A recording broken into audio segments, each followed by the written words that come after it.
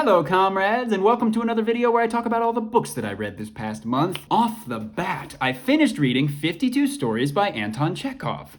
I would describe this book as 52 Stories by Anton Chekhov. The last fourth of this book, the stories got a lot longer and they got kind of boring. And on the whole, this book didn't impact me as much as the first book of short stories by this guy that I read. So, do with that information what you will. If you were to try to ask me right now to remember one story that took place in here, I would have to sit here for a few minutes and think about that, so I'm not going to do it. I'm just going to move on to the next book that I read this past month, which was The Fellowship of the Ring by J.R.R. Tolkien, the first book in the Lord of the Rings trilogy. I read the Lord of the Rings books when I was a very young child because my parents said that my brother and I could not watch the Lord of the Rings films until we had read the books. And we really wanted to watch those movies because there was some guy that was talking about them and saying they were the best movies ever, and we, for some reason, believed him. So we read those books and they were so boring. Oh my gosh, as a child, they were so boring. You get to that Council of Elrond when they're all in Rivendell, and my eyes just glazed over as a child. Coming back to this book now, I am shocked because this book is basically A.A. Milne's Winnie the Pooh. If a high fantasy book was Winnie the Pooh, it would be Lord of the Rings. I'm coming into this knowing that a lot of dude bros like Lord of the Rings, and I'm not that excited about it. So imagine my surprise when I find out that this thing is filled with so much whimsy, comedy, just sweet, ridiculous, absurd stuff. I don't know. About a year ago, I watched the Hobbit films for the first time because when they were coming out, I was adamantly opposed to them saying The Hobbit is one book, it should have been one movie. Fair point. However, I watched the 3 extended editions of the 3 Hobbit movies and I had a blast the whole time through. Then I watched Lindsay Ellis's videos about The Hobbit and I realized that there is a reason to hate the Hobbit films. It's because of how poorly they treated the working class who made that film. That sucks so bad. What I found from reading The Fellowship of the Ring is that while the Hobbit films get criticized for adding content, these Lord of the Rings films cut so much content that was in the book. Tom Bombadil is not a 1-chapter experience. He was with them for 4 chapters. There's a whole sequence where 2 of them get eaten by a tree and he rescues them. There's a whole other sequence where they all get caught by something called a barrel right or something. I can't remember and I'm not gonna look it up right now. They basically met God, or the god of that forest or something, but Tom Bombadil was giving mad god vibes, and it was weird, but it was kind of fun, and I can't believe that they cut that. The point is, for the film fans who praise Lord of the Rings and then bash The Hobbit, both film series have their sins of altering the books. One is a sin of addition, and the other is a sin of omission. It was after reading The Fellowship of the Ring that I fell into a rut of struggle.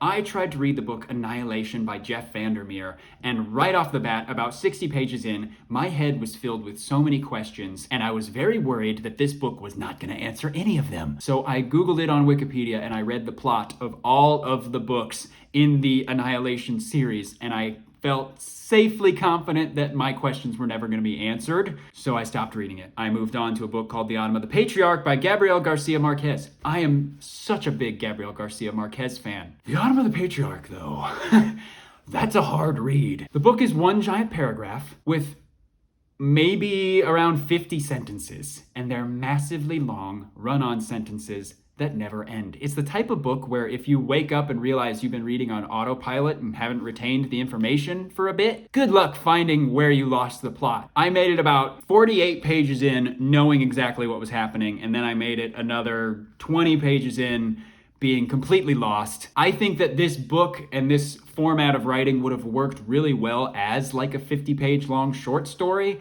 but being over 200 pages long, I couldn't do it. I'm not built for that. I do think that the story was good. I think that the writing obviously was beautiful and super fascinating. I loved what I understood. I just couldn't keep going, if that makes sense. It is about a fascist dictator running his country on his own whims, and I think it's classic Gabriel Garcia Marquez in that way. He's always coming through with the socialist, anti-fascist themes. Next up, I tried to read The Dispossessed by Ursula K. Le Guin. Ursula K. Le Guin and I just don't function together. I just can't physically read her words, and it's so frustrating because everybody talks about how Ursula K. Le Guin is great, and I love some of her anti-capitalist quotes that I've read by her, so I wish I could read her books. But I just can't. So I didn't read that one either. That's 3 if you're keeping count. Then I tried to read Reading Lolita in Tehran by Azar Nafisi. Now, this book is very well written, had some very engaging stuff in it. However, I did realize that a big portion of this book is going to be doing a deep analysis of Lolita by Vladimir Nabokov, and I did not want to read a deep analysis of Lolita. I also feel like there were moments where the author utilized Vladimir's criticisms of the revolution that took place in Russia to criticize the revolution which took place in her own country. And something about that didn't sit quite right with me, so I looked up this Vladimir Nabokov guy, and I found out that probably the reason why he's not the biggest fan of the revolution which took place in Russia is because he was a member of the class who would have been negatively impacted by that revolution. I mean, apparently the guy inherited a manor, and then the revolution took that away from him, which of course would make him feel kind of salty. But I would say that maybe we should be taking his criticisms of that revolution with a grain of salt, considering that he was the exact class of person that was being revolted against by a peasant class who was just trying to better their lives and their situation in the world. Moving on. That's 4 books that I DNF'd. Now we're at the last week of August, and I've got 2 books that I finished, and I'm starting to worry that my brain is broken, that I'm not capable of finishing reading books anymore, that something has gone horribly wrong. Maybe it's just plain old burnout. I picked up Wide Sargasso Sea from the library by Jean Rice. And about 25 pages into this book, I was thinking, should I stop reading this book? But thank goodness I didn't, because this book rules. Nobody told me that this book is a prequel to Jane Eyre, and that this book exists to essentially say, screw the novel Jane Eyre. I am the biggest Jane Eyre hater, and so is this book, so I love this book. I think you should read it. Even if you're a fan of Jane Eyre, I think you should read it, and just accept the fact that you're never going to be able to read Jane Eyre the same way again. Whatever that guy's name was, Discount Mr. Darcy, Rochester, he's a scumbag. Let's be real. Who keeps a wife locked in a attic? Who's doing that? This book is about the mad woman in the attic before she becomes the mad woman in the attic. This book's great. It dealt with themes of colonialism, racism, sexism in a really powerful way. Who knows? Maybe all the books that I didn't finish reading this past month, I would have felt the same way if I just powered through a bit more. I don't know. I also listened to the audiobook of The Tombs of Atuan by Ursula K. Le Guin, and I finished it. I can't read Ursula K. Le Guin on the page, but I can gosh dang listen to her. The Tombs of Atuan is in a series called The Earthsea Cycle by Ursula K. Le Guin. The first book of The Earthsea Cycle I listened to on audiobook like a year ago while I was hiking through a giant state park. I highly recommend listening to a fantasy audiobook while hiking through the woods. If you read the first book in The Earthsea Cycle, I feel like you're probably going to sit there and think, this seems an awful lot like Harry Potter. That's what I thought about it. The Earthsea Cycle came out way before Harry Potter. So our resident scumbag transphobe J.K. Rowling might have stolen some of her ideas for Harry Potter from Ursula K. Le Guin. That's just me taking a chance to point out that J.K. Rowling was never that great, not that great of a writer even. Like, Harry Potter is readable, but when you have a character called Kingsley Shacklebolt, when you have a character called Cho Chang, when you have a plot in the 4th book where the house elves want to be slaves and Hermione is having to try to free them from slavery against their will.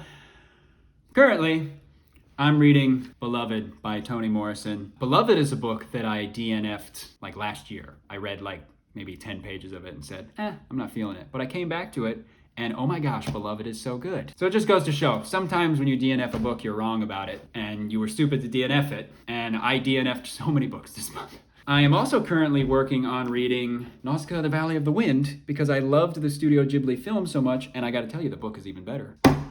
Before I let you go, I gotta let you know that there is currently a glitch happening on YouTube, where if you subscribe to this channel, you're really awesome. So take advantage of that glitch while there is still time. I've heard from YouTube recently that they are working to fix it, but that they haven't figured out how to fix it yet. So get down there and, I don't know, maybe subscribe.